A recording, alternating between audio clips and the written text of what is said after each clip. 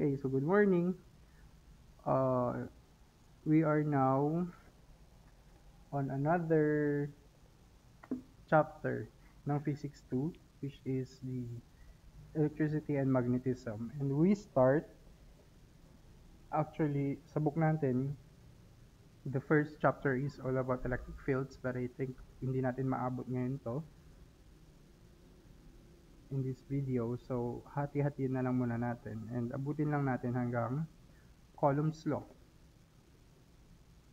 So far, ang na-discuss natin or alam na natin sa physics 2, including yung physics for engineers natin, yung prerequisite ng subject na to is that meron tayong napag-aral natin yung forces, no, interactions between objects. Okay, meron tayong tinatawag na yung mga normal forces, meron tayong friction force, na-discuss natin yan sa mechanics. Meron din tayong tension forces, no, sa mga bagay na nakabitin-bitin sa strings, sa ropes. And then, of course, na-discuss natin yung gravity or gravitational force. Gravitational force is one of the fundamental forces ng nature. Okay? Responsible siya sa movement ng planets or alam niyo na yan. Okay.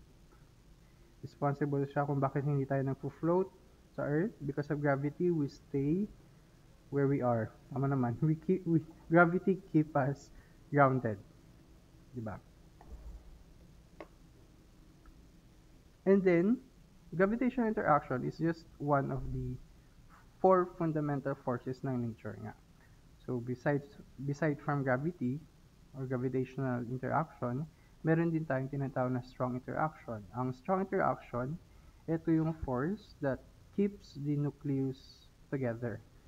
Okay, nucleus of an atom. We all know that inside the nucleus of an atom, there are protons and neutrons. And then, surrounding it or orbiting around the nucleus are the electrons.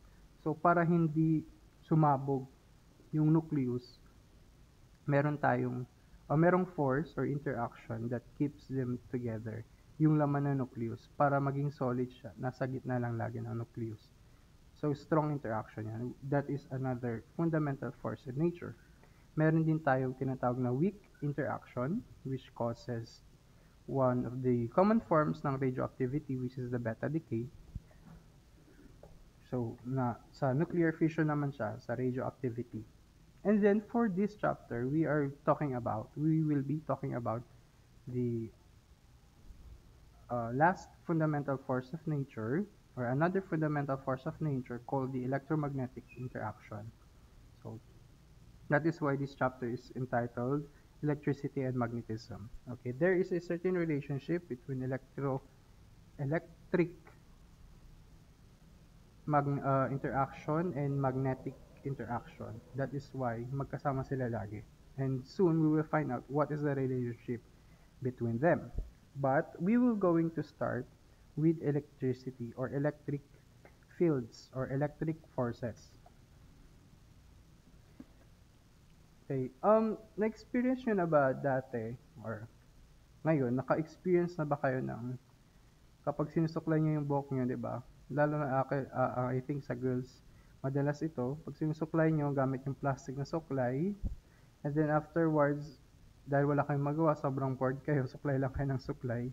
Pag nilayo nyo ngayon yung suklay, at nilapit siya sa papel, I guess, hihigupin niya yung mga papel. Didikit yung mga papel dun sa suklay. And this is also evident kung sa CDD sa school, di ba plastic yung ating upuan dito? Okay, makakalata mo kung sino yung malikot sa upuan kasi kapag umupo ka, may mga times na yung balahibo mo hinihigop ng plastic. Kapag nakiupo ka sa upuan ng kaklase mo, alam mong malikot siya kapag yung balahibo ng balat mo, malamang yung mga balahibo mo, hinihigop ng plastic. Okay? Ang nangyayari kasi is nagkakaroon ng tinatawag nating charging. So, kapag nagra-rub, kapag nagkikiskisa ng dalawang klase ng material, especially kapag magkaibang klase ng bagay yun, nagkakaroon tayo ng electrostatic electricity or static electricity. Nagkakaroon tayo ng electric charge. Nacha-charge yung material.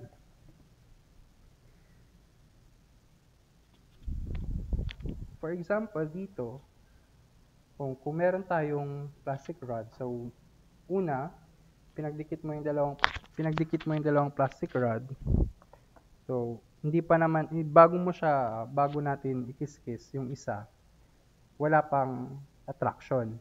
Okay. Ngayon, dito sa left side na figure, kapag kinuha mo yung mga plastic rods and then kiniskis mo sila sa fur, afterwards, ang mangyayari is pag pinagdikit mo na ngayon yung dalawang plastic rod, merong force of repel, they repel each other.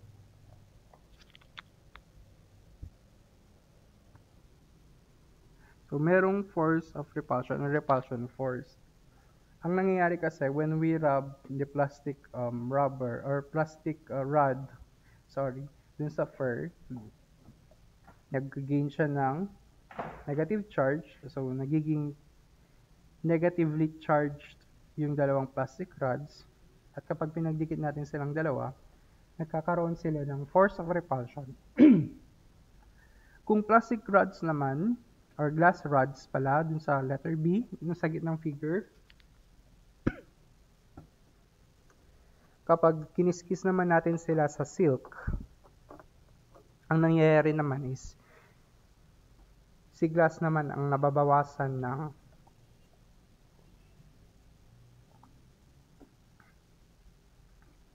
negative charge. So, that leaves glass rods to be positively charged. And then, kapag pinagdikit mo sila, still they both repel each other. Force of repulsion pa rin yan. Ngayon, kapag yung dalawa, yung plastic and glass rods na kiniskis mo, pinagdikit mo, meron namang mangyari is magdidikit sila. Okay, they attract each other. Magkakaroon ng force of attraction. And also, kapag dinikit mo yung plastic dun sa silk,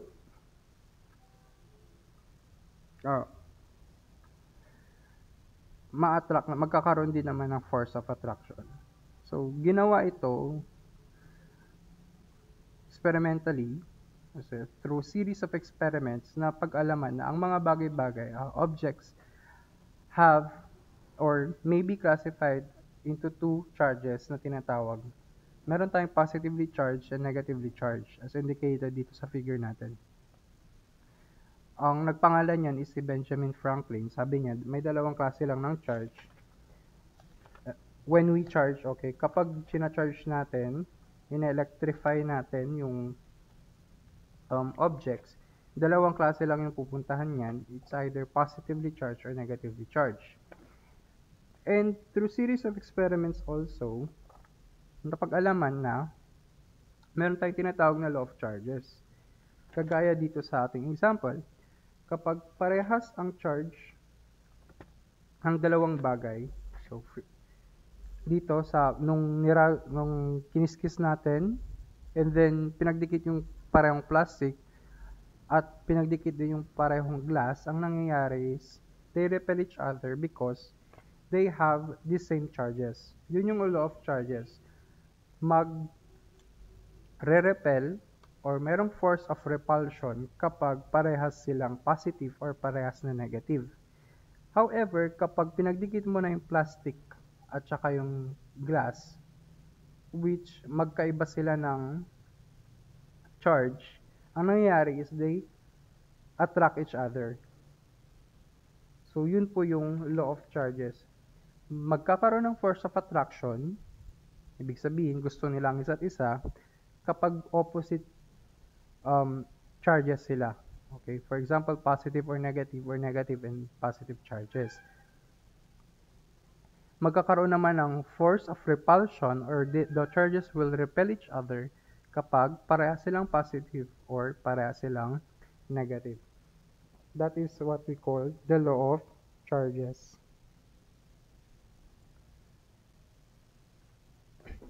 Okay. Paano ba kasi nangyayari yon dito sa ating pag kiss or pag-rub? Okay, pag nirub natin yung plastic dun sa fur, ang nangyayari, nagiging negatively charged yung plastic. That is, alam natin that electrons sa atoms are mobile, ibig sabihin gumagalaw sila. So, nung kiniskis po natin yung plastic sa fur, nangyari yung mga electrons ni fur, okay, dinonate niya ngayon, okay, lumipat ngayon dun sa plastic or dun sa surface ng plastic. Okay. Ganon din naman ito. So, nag-gain siya ng electron, kaya naging negatively charged siya or na-charged siya negatively.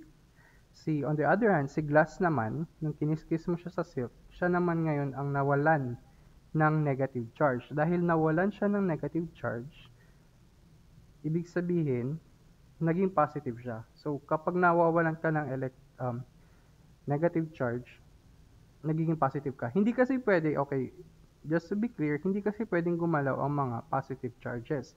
Negative charges lang or electrons lang ang pwedeng gumalaw. So, hindi pwede na si glass ay nakapag-acquire ng positive charges. So, hindi po pwede yun. Ang nangyari, kaya siya naging positive is that nawalan siya ng negative charge. Kaya siya naging positive charge. Yun. The absence of one will make other charge evident.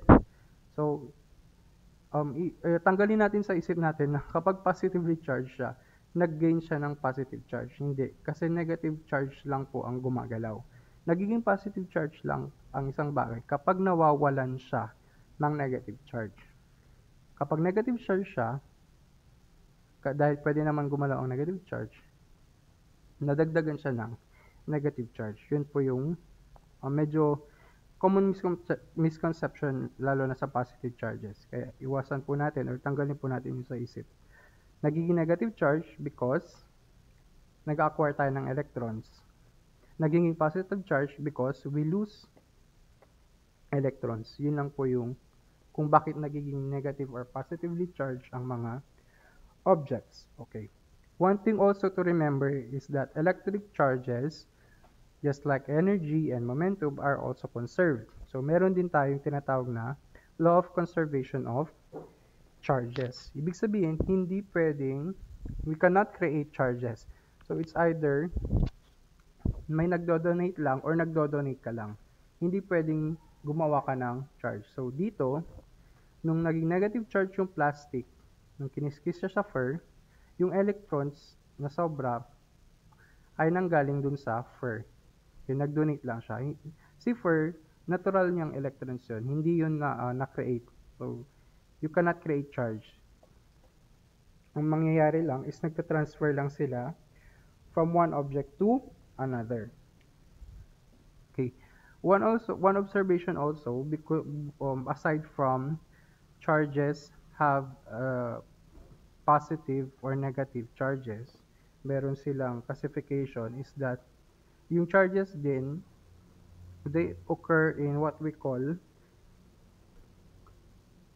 quantized sila. Ibig sabihin, bultuhan. Okay, lagi silang, they are always a multiple of a certain number. Ibig sabihin quantized, discrete yung values. Ibig sabihin, walang kalahating ganito. Okay, walang kalahating electron or walang kalahating charge. They are always a multiple of something, a multiple of a charge. They are always quantized. Na-discover yun ni Robert Millikan. Yung charge nila is yung E, which mamaya ang value niya is maintindihan natin, which is equal to 1.609, which is also believed to be the charge of a negative or an electron, and then positive naman kapag proton. Ibig sabihin ng quantized, sabi ni Robert Millikan, hindi pwedeng kalakalahating electron. It always appear to be a multiple of E. So, ibig sabihin, laging ang charge ng charges, yung magnitude nila, it's always either 2E, either 3E, 4 E, ganun. Where E is equal to 1.609 times 10 raised to negative 19.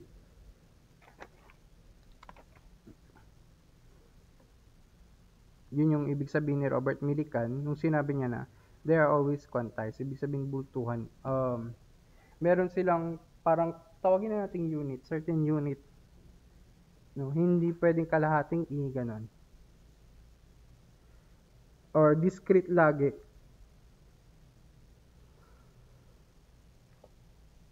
Okay. Yung ginawa natin dito, nung nirab natin yung plastics, the example natin, yung pag-rub ng plastic sa fur at pag-rub ng glass sa silk, nagkakaroon ng charge through conduction na tinatawag. Conduction kasi nagdikit, merong physical contact yung dalawang object. That is charging by conduction na tinatawag. Meron din tayong tinatawag na charging by induction na kung saan hindi na kailangan ng physical contact. So, I will explain or I will give you an example kung paano nangyayari yung charging by induction. So, this is just an example or an illustration ng law of charges. Magre-repel itong dalawang to because they are both positive charges. They attract because they are opposite charges. Okay. So, here is the charging by induction na tinatawag. Suppose meron tayong neutral sphere. If we say neutral, we mean that equal yung number of positive charges and negative charges do sa loob ng sphere. Okay? Neutral yon. Ibig sabihin, balance eh. And then, ididikit natin yung isang negatively charged rod. Ayan. Meron tayong ilalapit sa kanya. Although, hindi natin siya ididikit dun sa sphere, no? Ilalapit lang natin. So, very close to the sphere is a negatively charged rod. By laws or by law of charges, ang mangyayari po dito sa mga charges dun sa loob ng sphere, dahil electrons repel electrons kasi same sila ng sign, di ba? Ang mangyayari, lahat ng mga charges na parehas na negatively charged din, they will repel each other. So, mangyayari, pupunta sila doon sa side ng sphere, matutulak sila doon sa gilid kung saan malayo dito sa nilapit nating negatively charged rod. Kasi 'di ba, by law of charges, they will repel each other.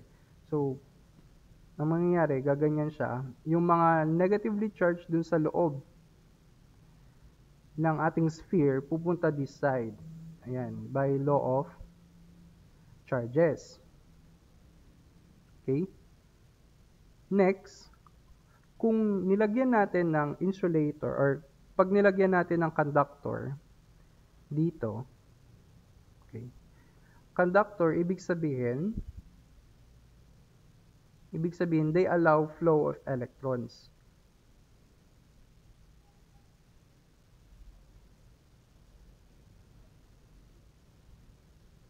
Ibig sabihin, kapag binigyan mo sila ng electrons, papadaanin nila yung electrons. Meron din tayong tinatawag na insulator. Itong mga to naman, they deny or they resist the flow of electrons. Ibig sabihin, as much as possible, hindi nila pinapagalaw. So, yung dito sa example natin na glass rods and plastic rods, yung glass and plastics are insulators. Okay. Ang nangyayari pag kinakaskas mo, yung electrons kasi, nag-stay lang sila dun sa surface. Kaya may nagre-repel and attract. Insulator yung mga yon. So, kung conductor sana sila, for example, yung mga metals, copper, aluminum, silver, gold, yun yung mga yun. kapag nirub mo sila or kapag may dumaang electron sa kanila, ang gagawin ni conductor is i-distribute niya yung electron na yun sa buong sa kabuuan ng object, no? For example, dito, ayan, kung meron kang copper rod tapos pinasukan mo ng electron diyan, ang mangyayari dadaan lang siya or i-distribute niya. Kung ilan mang electrons yung pinadaan mo, i-distribute niya yun sa buong object, no, yung surface ng object or sa kabuuan, entirety ng object. Kapag insulator kasi, pinadaanan mo ng electron, hindi niya dadaanan. So kung ayan, kunwari yung glass rod, kiniskis mo siya. So kung nag-acquire siya ng electron, dyan lang, kung saan siya, kung saan lang yung nirad mong surface o nirub mo, kung saan mo lang siya kiniskis, doon lang sila magi-stay. Kunwari kung yung glass rod, ang kiniskis mo lang is yung bandang kalahati lang, yun lang yung magiging ng electrons at yung electrons na yun nasa surface lang, nasa balat lang ng rod. Yung kalahati, yung kabilang kalahati na hindi mo ikiniskis, hindi yun magkakaroon ng electron. Kasi yung electron sa mga insulator, yung mga negatively charged sa insulator, hindi yan gagalaw. Okay? Because they resist the flow. Yan. Meron din tayong tinatawag na semiconductor. Ito, ang properties ng semiconductor is nasa gitna ng conductor and insulator. They can, depende sa configuration mo, pwede nilang i-block yung flow of electrons and pwede rin nilang i-allow yung flow ng electrons. Kaya nga semiconductor. So, depende na lang sa pag-configure mo. So, ang semiconductors, mahalaga yan sa mga ECE because semiconductor theory, nung hindi pa na-discover ang semiconductor, hindi pa nagkakaroon ng field ng electronics. Nagkaroon lang ng electronics na field noong na-discover ang semiconductor and ang quantum physics. Ayan. And semiconductors are used, syempre, sa mga electronic gadgets natin. Ayan. So, meron tayong tatlong types ng material. And going back dito sa ating charging by induction, because kinonektahan natin siya, okay, after ma-repel nung rod yung mga negative electrons, then kinonektahan natin siya ng conductor, yung itong black na line na yan, conductor yan, papunta sa ground. So, ang mangyayari, ang gagawin ng electrons because conductors allowed the flow of electrons or negatively charged, dun sila dadaan. Nung malaya silang makakaraan dyan, papunta sa ground. So, ito yung symbol ng ground. So, papunta yan sa ground ng Earth, kung saan i-absorb niya na yung mga electrons na yan. So, ang nangyari, mababawasan na ngayon ng electrons dun sa sphere kasi lumabas na sila kasi nga kinonektahan mo ng conductor. Kapag tinanggal mo na yung conductor dun sa gilid, ang mangyayari, hindi na ngayon balanse, hindi na neutral, no? Kasi may mga electrons na nag-escape through the conductor at pinunta mo sila sa ground. Hindi na balanse, kaya papansin natin, hindi na uniform yung distribution ng charges. Meron ng excess. Kung kanina neutral, parehas yung bilang ng positive and negative charge, this time, hindi na. Meron tayong excess positive charge. And because of that, dahil mas marami yung positive charge, ang nangyayari, positively charged na ngayon yung ating sphere. See? This is what we call charging by induction. Kasi meron tayong merong induced charges na hindi naman kailangang nakakontact dun sa object or sa sphere. It is not necessary or sa charging by induction, wala talagang physical contact between yung pinang-i-induced, kaya nga induction, induced, parang meron tayong pwersa na ginamit para maging positively charged yung sphere. Sa induction, charging by induction, wala dapat physical contact Okay. Kapag meron ng physical contact, ang tawag na doon is charging by conduction. You can also do this, okay? In the same manner, you can also make the sphere negatively charged. Ang gagawin mo lang din naman is, ang ididikit mo sa kanya, positive charge naman. 'Di ba?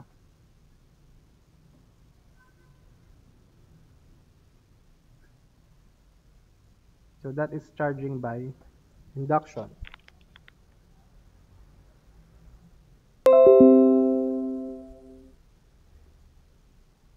Any questions?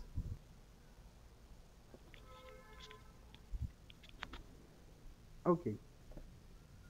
So since merong force or merong interaction between charges, 'di ba? So meron yang dapat force. Right? Hindi naman pwedeng gumalaw 'yon. So may interaction, may force. And kapag may force, force is a vector quantity, tama? Kailangan meron yung magnitude at meron ding direction. Kailangan ma-measure mo yung magnitude ng force or electric force between the charges kasi hindi pwedeng wala. Kasi by observation, no, as a scientist, makikita mo, gumalaw o merong attraction. Dapat ma-measure ko yun. So, yun yung ginawa ni Charles Coulomb. Ginamit niya yung kanyang Coulomb's balance para i-establish yung tinatawag nating Coulomb's law. Okay, sabi ni Coulomb, or sabi ng Coulomb's law, the magnitude of the electric force between two-point charges is directly proportional to the product of the charges and inversely proportional to the square of the distance. Magnitude ng electric force ay directly proportional dun sa charges or product ng charges. And then, habang mas pinapalayo mo naman yung charges, lumiliit naman ngayon yung magnitude ng force. Inversely proportional kasi yung magnitude ng force dun sa distance between them. Habang mas malayo, syempre, pag mas malayo kayo, magkalayo kayo, mas mababa yung interaction between the charges. And para ma-eliminate yung proportionality symbol at maging equality siya, syempre, mag-introduce ka ng proportionality constant. At yung constant nga na yun ay equal sa, as observed by Coulomb, 1 all over 4 pi AO. So, si K, yun yung tinatawag natin Coulomb's constant kasi siya yung constant dun sa Coulomb's law para ma-eliminate yung proportionality symbol. And K is equal to 1 all over 4 pi EO, where EO is the permittivity of free space. Permittivity yan. Dahil nga constant to, permittivity, hindi ito nagbabago. Constant nga, di ba? So, mini-memorize na lang po natin yan. And usually, yung ibang books, ang ginagamit, since, as you can see naman, 8.988 times 10 raised to 9 Newton meter squared all over c squared. Ang ginagamit nila is 9 exponent 9. Yan. Yan po yung ginagamit nila ang K or Coulomb's constant. Dahil nga na-discover yan ni Coulomb, pinangalan na rin sa kanya yung charge, yung unit of charge. Yung Q, meron sila. Ang mga charges ay merong unit na Coulomb. Yan. So, pag sinabi mong 1 Coulomb, positive 1 Coulomb, yun yung charge ng electron. Negative 1 kapag negatively charged naman yung ating charge. So, capital C, kapag dinedenote or yung unit natin for charges, capital C. And of course, ano to? Force to. So, ito, magnitude pa lang siya. Okay. Meron din tayong law para dun sa law ng, dahil nga, di ba force yan, may magnitude and direction yan. Kasi ang force ay vector quantity, so may magnitude and meron din direction. Para malaman natin yung direction, i-apply natin yung law of charges. Okay, yung magnitude, i-apply mo yung Coulomb's law. yung direction, i-apply mo yung law of charges, which is kapag positive-positive, repel, negative-negative, repel, positive-negative or positive or negative-positive, opposite charges, attract. Doon mo madedetermine kung ano yung direction ng ating force or electric force.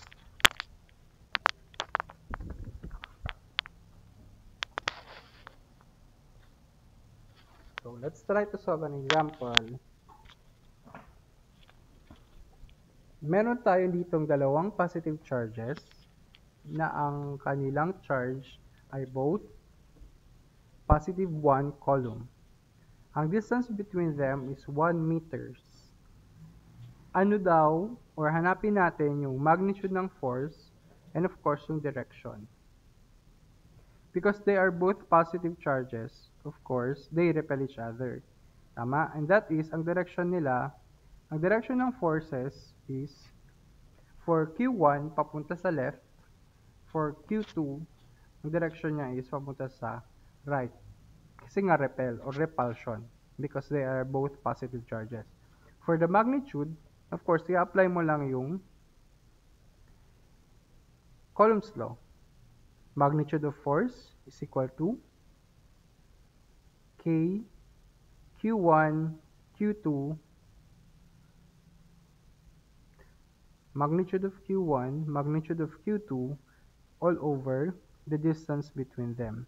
That is equal to 9 times 10 raised to 9 Newton meter squared all over coulomb squared times the charge of Q1 is positive 1 coulomb or magnitude lang pala, so 1 coulomb times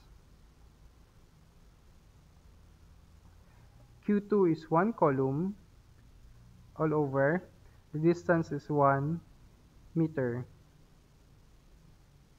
and that is squared. 1 laman lahat ito, no? 1 times 1 is 1. 1 all over 1 squared is 1. So, ang magnitude ng force is of course 9 times 10 raised to 9 Newton. Yan yung force. Sir, saang force yan? Sa F12 o F21? Parehas. Okay? Kapag pinag-uusapan natin is dalawang charges lang, by law of action and interaction, di ba? Law of reactions, kung ano yung force dito sa F12, dapat yun din yung force kay F21. So, F12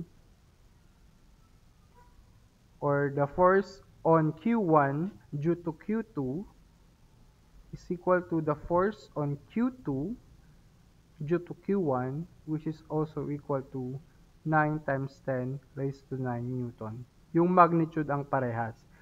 Of course, ang direction nila opposite due to law of charges. Ayan. Okay. 8.988 times 10 raised to 9 palang ginamit ko na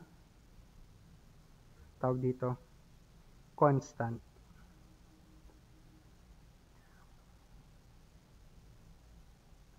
Although ang alam ko mas exact ang 9 exponent 9 because ang permittivity ng free space is in terms of pi din.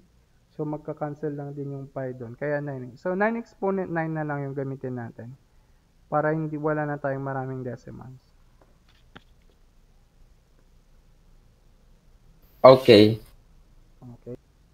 So, let's move on to other examples. Okay.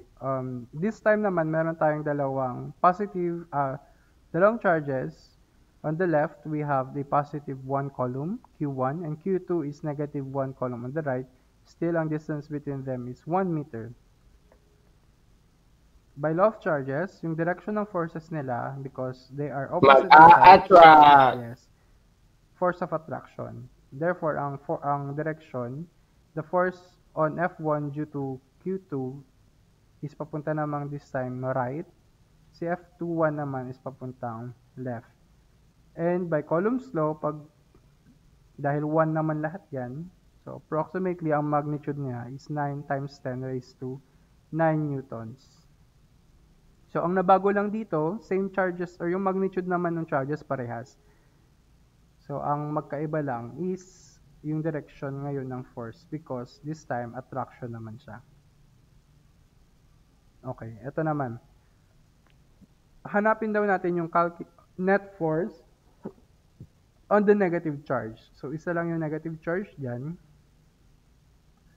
which is yung nasa gitna, Q2. Then, sa left niya, merong Q1 na positive 1 column. And then sa right niya, merong Q3 na positive 1 column. Which is both separated from it by 1 meter. So, una, ang gagawin natin, drawing muna natin kung ano yung saan papunta yung mga forces. Dahil considering si positive si Q1 and Q2, merong force of attraction between them. Okay.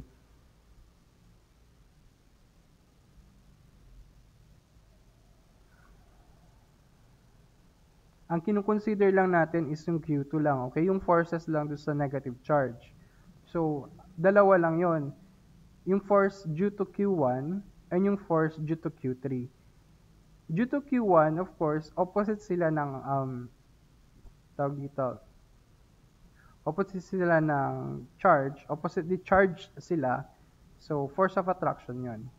Due to Q3 naman, considering Q3 and Q2, the force in Q2 ay force of attraction din.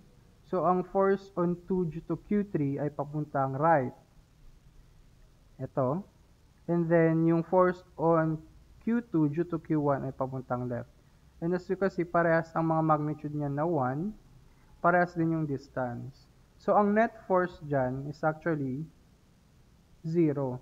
Okay? Kasi itong magnitude naman ni F21, kung mapapansin nyo, pag kinompute mo yan, magnitude niyan is parehas lang ulit na 9 times 10 raised to 9 due to Coulomb's law. Kasi nga, KQ1, Q2 all over R squared. O 1 naman ulit lahat yan, kaya F21 equals 9 times 10 raised to 9. Yung force on Q2 pero, magnitude niya, same din na 9 times 10 raised to 9. Pero magkaiba lang sila ng direksyon. Si F21 papuntang left, si F23 papuntang right, as indicated in the arrow. At kapag kinukuha natin yung net force, isasama natin yung direction kasi force yan. Okay, same sila ng magnitude, walang problema. However, yung direction nila, opposite. Ang mangyari, magka-cancel lang sila.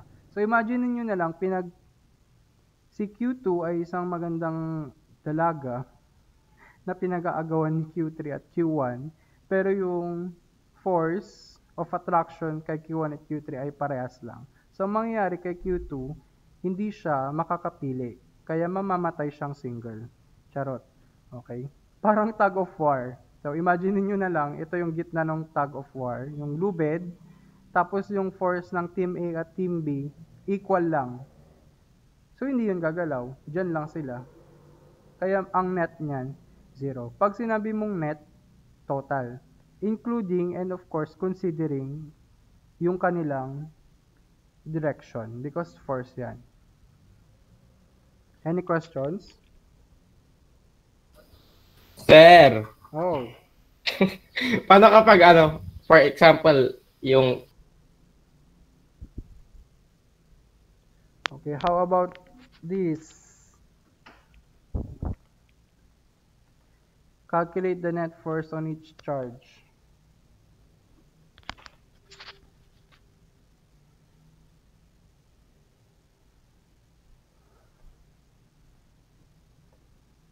Okay, for simplicity ulit, ginawa natin 1 meter, lahat ng distance. So, parang magpo-form sila ng equilateral triangle.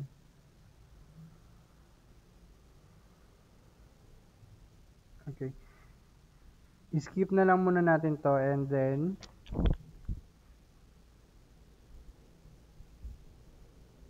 kailangan ko muna kasing ituro yung direction na lang or yung vector analysis.